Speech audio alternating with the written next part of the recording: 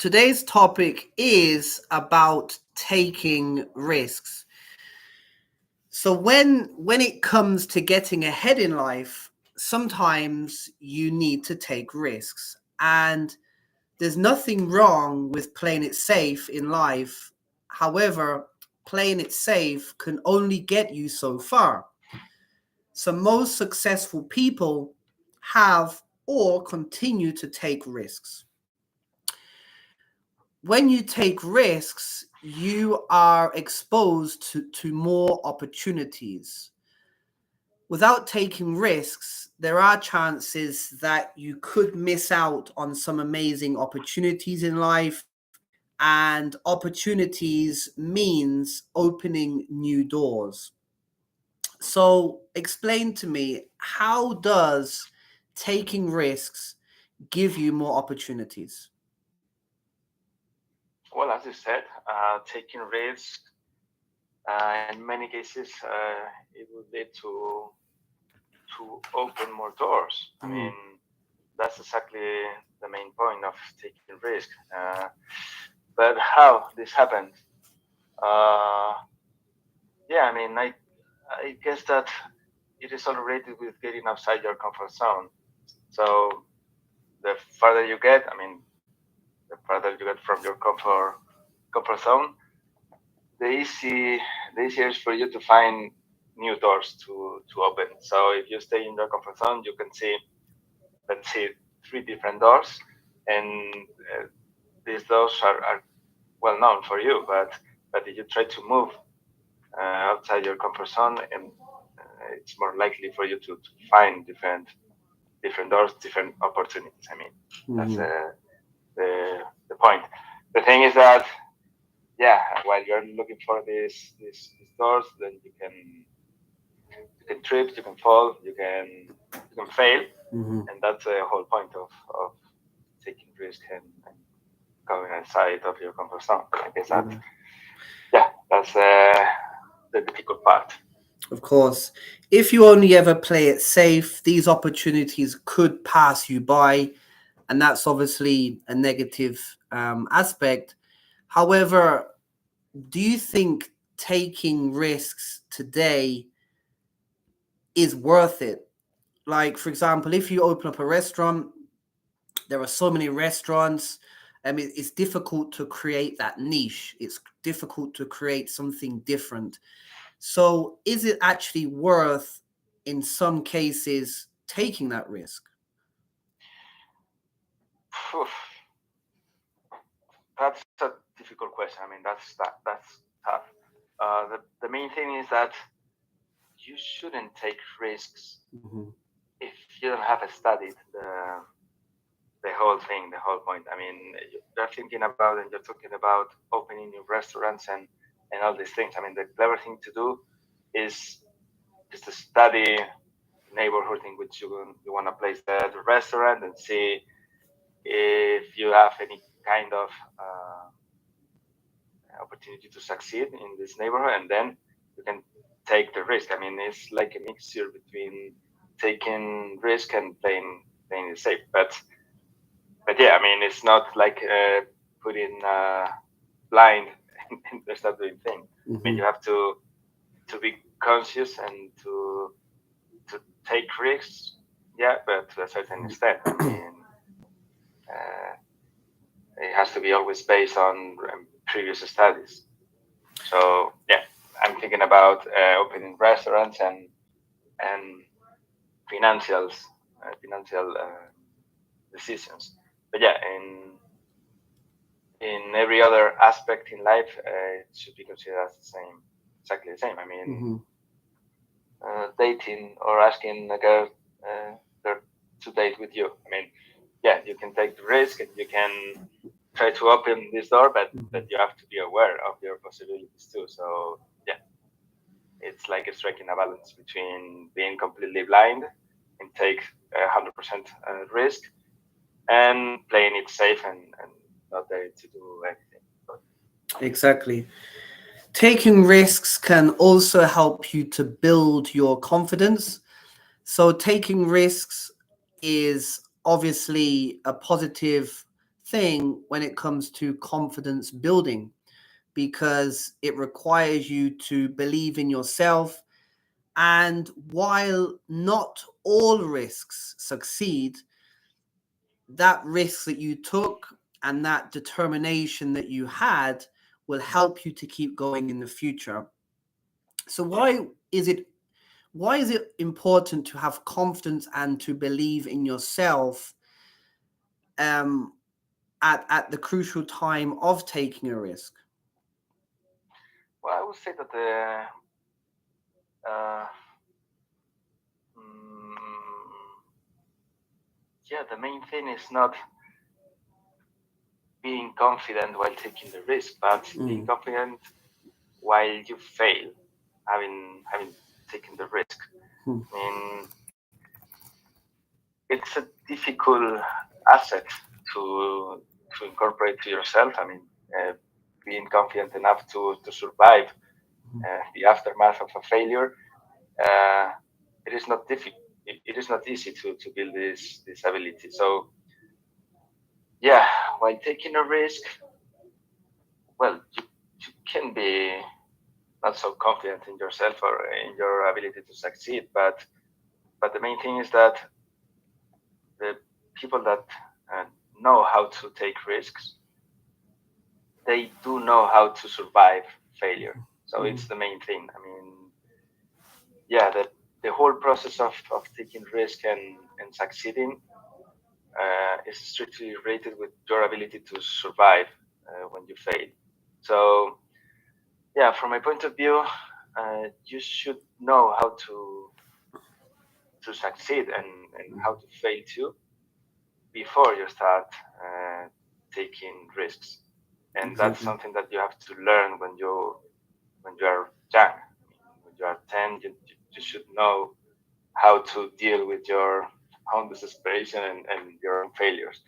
So then when you become 18, let's say, and you're able to take risks, then you will be in a better place to survive your own failures and to thrive. Like, I mean, a good way to build these things when you are young. Uh, well, maybe your parents should allow you to take your own risks in a low scale. I mean, Of course. when you are 10, you are not capable of building a restaurant or whatever. But yeah, maybe you can fail in a different way, and that's a good way to increase your self-esteem, your ability to survive your own failures, and therefore your ability to take risks in a successful way Of when you course. become older. Of course, most CEOs and business owners are not professionals or experts in the sector that they work in. However, I do believe body language is very important. So when you believe in yourself, you might not be the most educated, you might not have the most experience, but when you believe in yourself, it shows in your body language. You look confident, you feel confident, and then people assume that this confidence means that you're the most educated and the most experienced. Yes? It sounds like fake it till you make it. Of course, well, this is Yeah, it. This is it. yeah, it can be. Many people say that you should dress the way people, well, the way you want people to think about you. So it is like creating an image of yourself and then Of trying to course. sell it, and then you will buy it, buy your own the own your own image somehow. But I don't agree with you in this point 100%. Yeah, body language, confidence. Yeah, it is a good asset if you want to sell something, to take risk, but in a personal way. I mean, when you're trying to set up a new business, to start a business, Correct, correct. uh, yeah, I mean, I guess that you should look for finance, for money, and all the things, and believing in yourself and having a good body language will help you in this thing. But once you start your business, I mean, yeah, imagine that you are building an application or selling something through the internet. Yeah, it really doesn't matter if you have confidence or not. You have to do the work, and that's all. Yeah, I agree. However, most of these politicians, as an example, enter the political field not because they have the most experience, but because they're voted in for whatever reason. So if you're a politician, people listen to you and take your advice, whether you're speaking about political issues, economic issues, climate issues. But how can you know, or how can you be an expert at all of these? It's impossible. The thing Yeah. is, when you're a CEO, when you're a manager, when you're a politician, you have advisors that you go for or you go to for advice. So just because you're the top of the hierarchy, it doesn't mean that you have the most education, but you have access to the most educated people to help you. Mhm. That's right. I do agree with you in this point. I mean, yeah, you're definitely right. Thank you, Yeah. sir. So learning is obviously very important, and whether you make it or you don't, you learn something from your experience, and every mistake and every success has something to learn from it. If you don't fail, you'll never know how to get back up. And I think failing in life is an important lesson. What can you learn from failing? What's your point of view regarding failing in life? What can we learn from failing? Well, it's obvious that the main thing that you will learn about failing is uh, how not to do something. Mhm. But yeah, I would say that it's even more important. Uh, it's even more important knowing how to survive failure rather than, well, maybe it is very related. I mean, surviving your failure and being able to analyze your failures, maybe they are strictly related. So if you're capable of analyzing yourself and analyzing your failure, then you will be in a better position in order to solve the things that made you fail in the past. Uh, it is difficult. I mean, everybody said that you will get better lessons from a failure rather than a succeed, but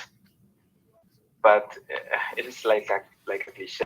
Nobody really knows how to deal with failure till you fail. Of course, So of course. so so yeah. I mean, mm, failing maybe allows you to understand yourself in a better way. Maybe allows you to understand your Mhm. attitude toward things, and and yeah, I think it takes a big effort. Analyze Mhm. yourself in when you fail. Of course. So yeah, I don't know. Of course, learning from failure is important because you learn not to do that specific thing again, obviously. But most of these billionaires have filed bankruptcy multiple times. Donald Trump has declared bankruptcy at least 4 times, as just one example. And look at him now. So just because you fail in life, it doesn't mean that you're a failure. Yes, you might get knocked Yeah, back 2 or 3 steps, but it doesn't mean that you're theoretically a failure. Yes. yeah, yeah. But well, to be honest, I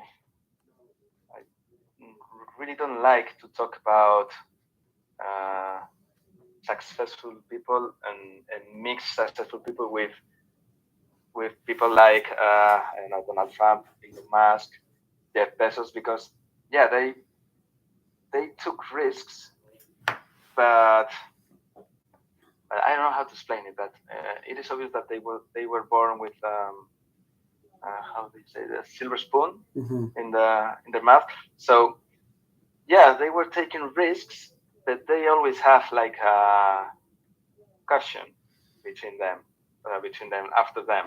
I mean, they Hmm. took risks, but in a different way. I mean, Donald Trump, for sure, he was bankrupt many times in his life, but I bet that he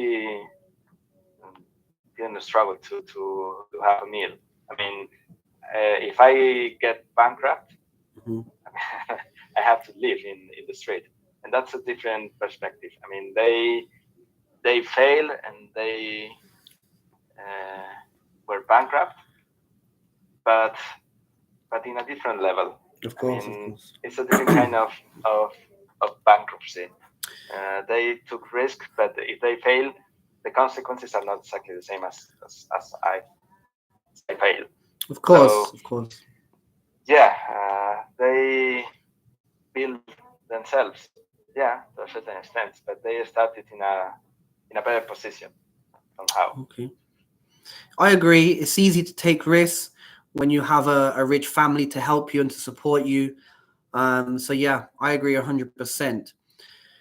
So with learning, you also need motivation. Success is not something that just comes from people who want it. You have to put in the hard work to earn it. And people tend to lose motivation along the way because it's difficult. Yes, during the first few years of having a business, it's the most difficult and it is frustrating. People do give up. However, the best ways to motivate yourself is to continue achieving and setting yourself small bite-sized goals to achieve. So for many people today, it's difficult to stay motivated. So what would your advice be to people who work hard, they study a lot, but the motivation is just not there? What advice would you give to these people to keep them going? That's difficult because it's the same advice that I should give to myself. Mm, Uh, I would say that best advice that I can give, to maintain motivation is that you should look for results long term. uh-huh. I mean, uh, if you're doing something that really worth the effort, it is 100% sure that the results of this activity, they will show in the long term. I mean, even if you talk about opening a business, I mean, as you said, the first 2 or 3 years uh, are the most difficult years. But if you think about this business in the long term, then you wouldn't lose focus, and it will help you to keep motivated. Mm-hmm. From a point of view, I mean, I'm thinking about the studying and keep doing things related to my degree, and it is quite easy to lose motivation. And what I do is just think in the long term, think in the things that I would do when I finish this course or the other course, or job opportunities or the doors that I will open if I manage to finish this study. So yeah, I tend to think long term, because if you think in the short term, and it's easy not to see results, and it's very discourages. So it will Mm-hmm. lead to lose all the motivation. Exactly.